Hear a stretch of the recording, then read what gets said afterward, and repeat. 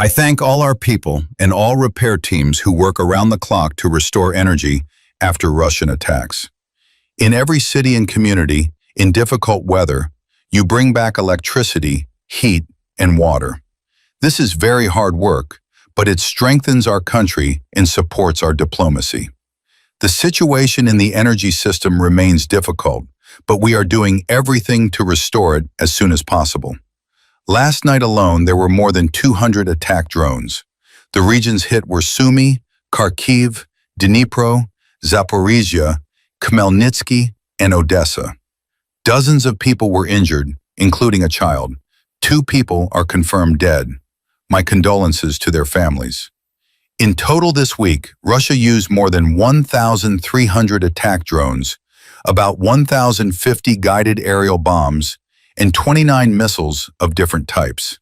That is why Ukraine still needs more protection. First of all, more missiles for air defense systems. If Russia is deliberately delaying diplomacy, the world's response must be firm, more aid for Ukraine and more pressure on the aggressor. I thank all partners who stand with us and help protect lives and strengthen Ukraine. This is the video of the attacks that the Ukrainian president shared on his Telegram channel.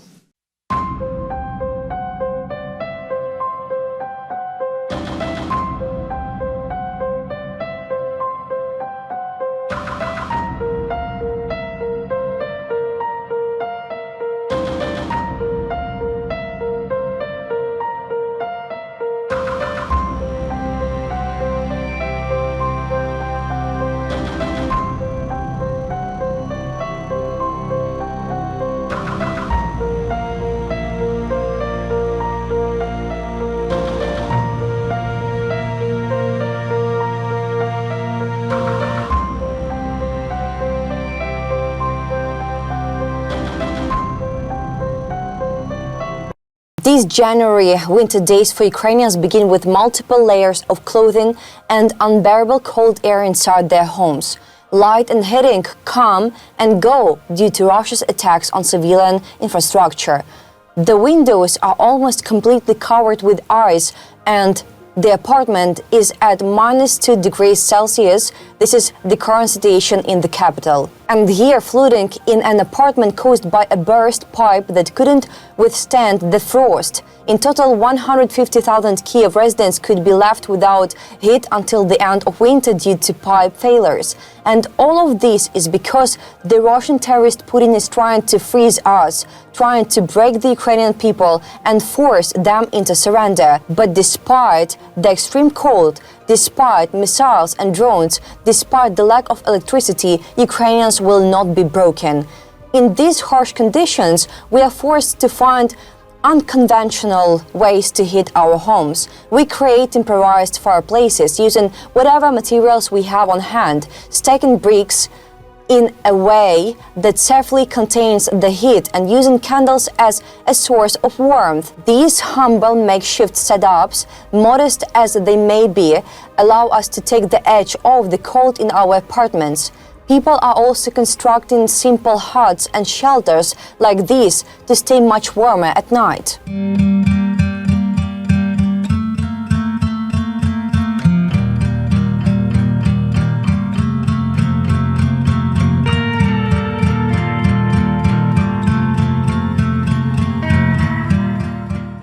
And this is the bleak scene in the supermarkets of Kryvyi Rih. The temperature has dropped so low that even bottled water has frozen, turning into solid ice. People bundle up, breathe into their hands, searching for warmth wherever they can.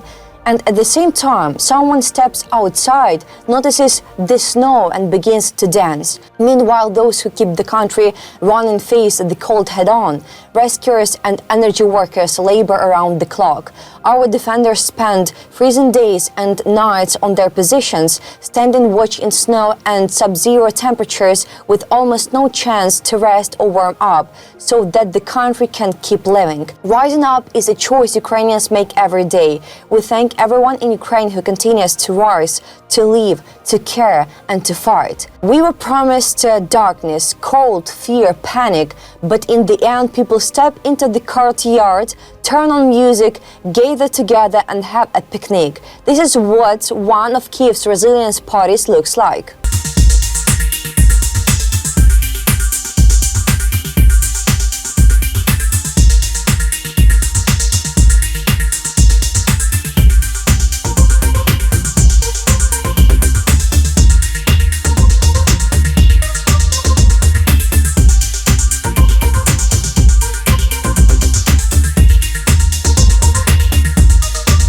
Although for days there is no electricity, no water, no heating, there is still the warmth of being together.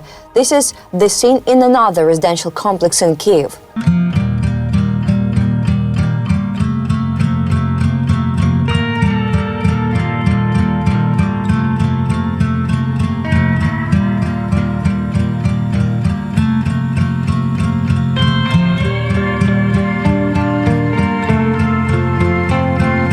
Ukraine is facing record cold temperatures while Russia continues to strike Ukraine's energy system. Because of this, there is a real collapse in the capital and other regions.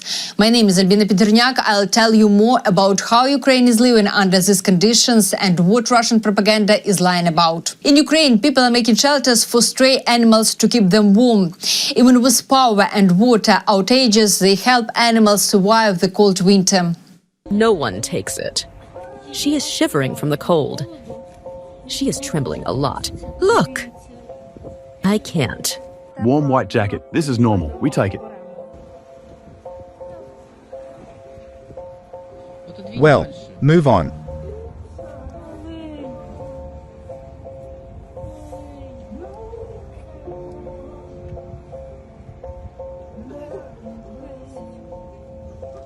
Mine is good.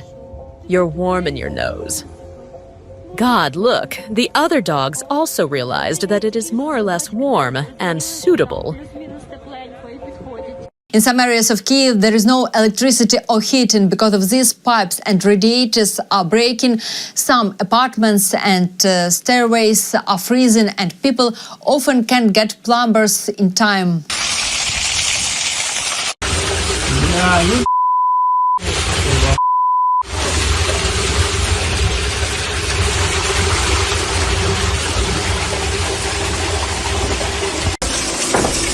Ой, запис на 4.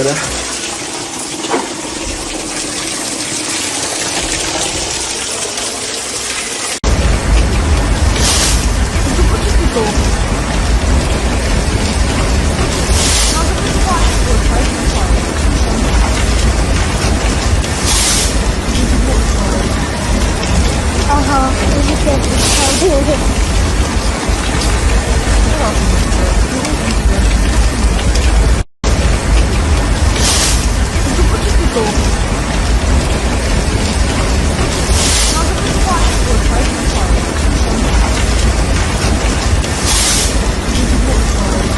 The situation in the capital is extremely difficult, but people remain strong.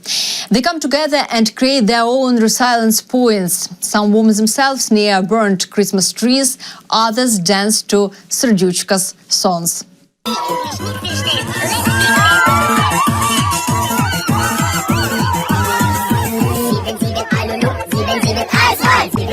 Emergency services showed how resilient centers are working in Kyiv. Kyiv rescuers are working non-stop 24 hours a day. They support residents and visitors of the capital, helping them get through the cold, power outages and shelling.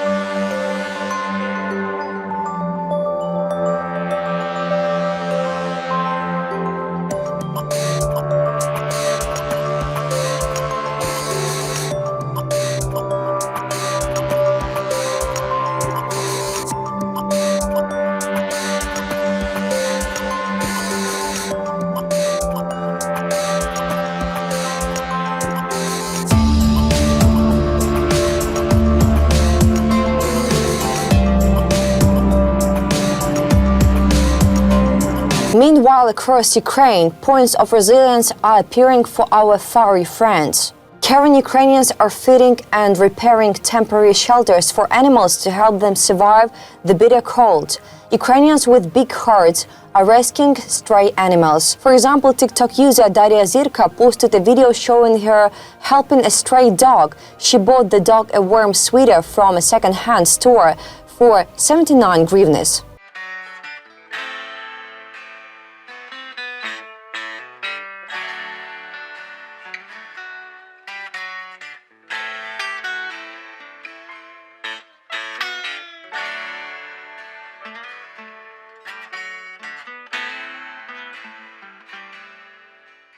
It is so important to care not only for people but also for those who are completely dependent on human kindness. Ukrainians regularly provide access to warm drinking water, feed animals where they live, offer shelter, and provide dry, insulated spaces. It's heartening to see businesses joining these initiatives. For example, one store in Odessa welcomes stray dogs. Let's take a look.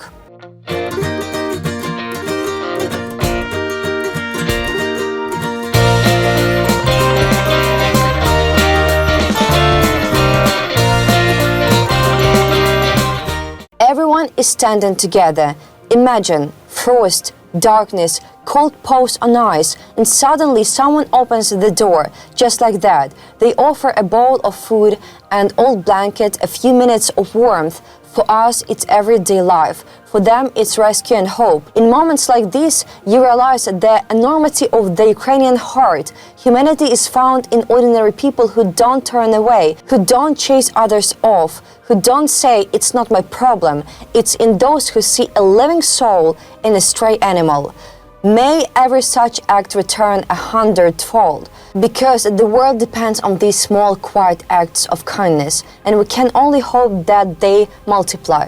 Let's see a few more examples of humanity and goodwill from Ukrainians. In the video, there are fluffy passengers on public transport who unfortunately don't have homes or families of their own, but thanks to caring people, they get a share of warmth during the freezing cold. And perhaps these few stops change more than it seems, because when compassion wins over indifference in ordinary city transport, it gives hope that somewhere ahead, these tail-wagging passengers will find not just a temporary shelter, but a real home.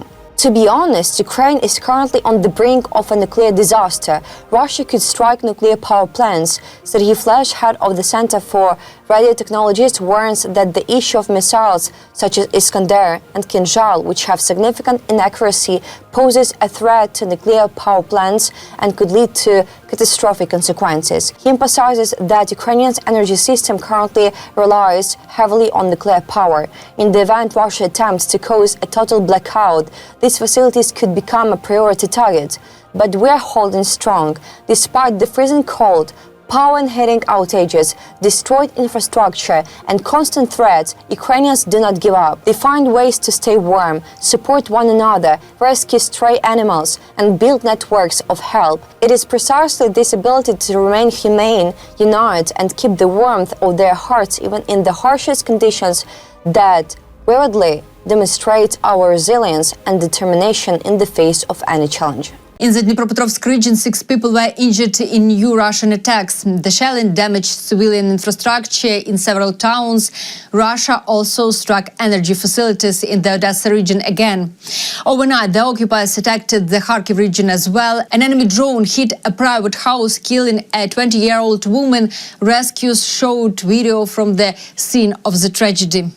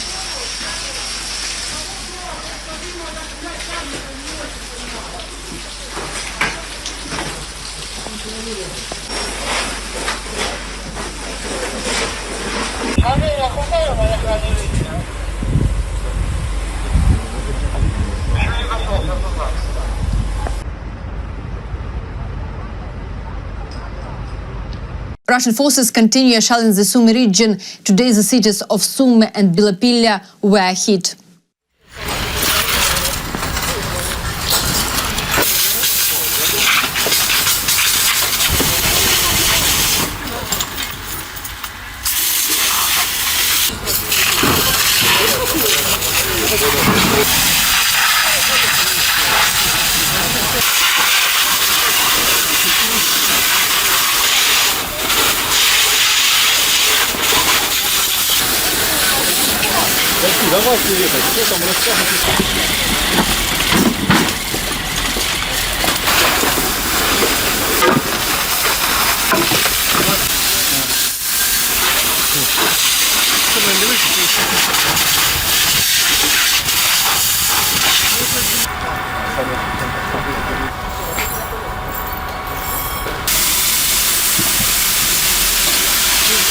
Meanwhile, an electrical substation is on fire in Krasnozavodsk near Moscow. Russian media report power outages in some parts of the area.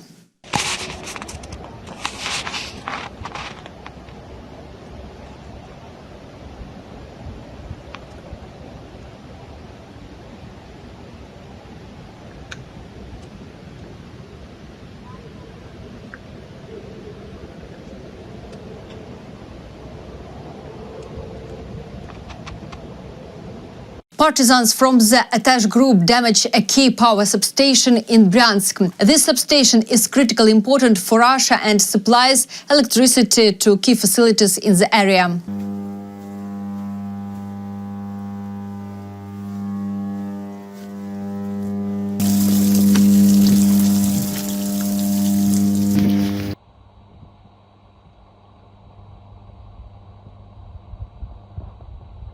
Russian generals claim that the Ukrainian city of Kupiansk is under their control. Such a report was recently given by Colonel General Sergei Kuzovlev to Russia's Defense Minister Belousov. In general, as I understand it, Kupiansk is now in the cleanup mode. The areas are under our control, but we assess that the enemy has not abandoned his plan. His offensive operation, which he carried out in November, did not bring success. Kupiansk is under Ukrainian control, but this is what Russians have done to the Ukrainian city.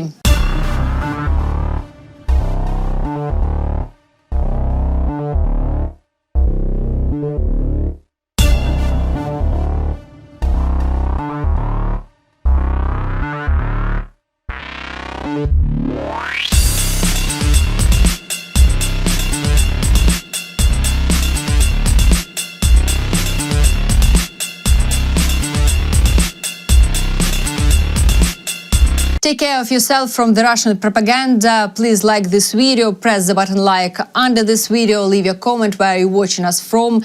Thank you for watching. Glory to Ukraine.